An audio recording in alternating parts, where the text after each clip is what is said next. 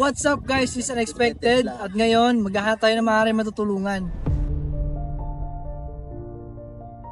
Habang naghahanap kami ng matutulungan, ay may nakita kaming bahay sa baba ng daan.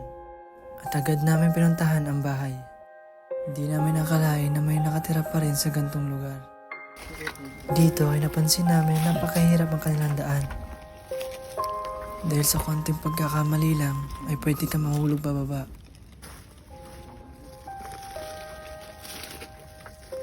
At dito ay nakarating na kami sa bahay na amin nakita. Bye. Sa mga sandaling ito ay kinausap na namin si tatay at tinanong na rin namin kung ano ang pangalan nila. Anong pangalan niya, tay? Ulit? Eduardo Sungkong. Sa'yo, nay? Pero ang palayaw niya, Idi. Lady. Kayo, Ako nay? naman, tawag nila dito sa akin, Nanay Tita. Nanay, tita. Wow. Ilan taon na kayo, tay? Ilan taon na po kayo?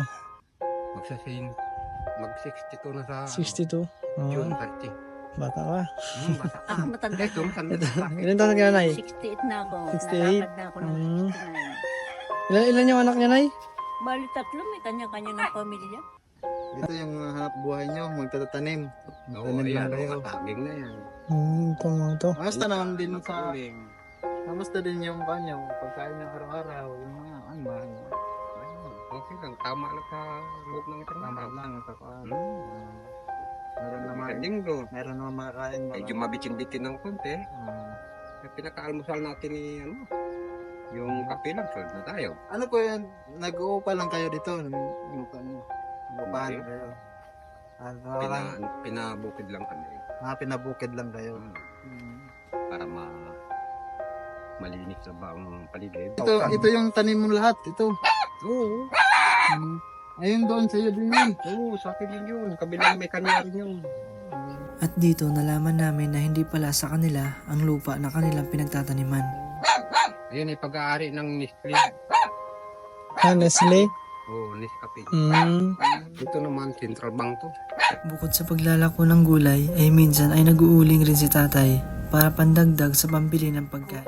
Uling? Siya ng ano, Binibenta niyo rin tayo pag yung uling. Mga magkano naman yung bentahan niyo dito sa uling? Dati ako'y nag-umpisa ng bowling, 160 isang tako. 160 sa sako. Oo, ngayon, iba na ang labanan. Tinanong ko na rin si tatay Eddie kung ano ang inuuling niya. May mga kaway yung kakwati. Yung mga yan. At dito ay nakahanda na pala ang gulay na ilalako ni tatay. Baka benta yan sa amin, nay. Bilhin namin. Ito pala yung hanap buhay dito. Tapos bibinta nila doon sa...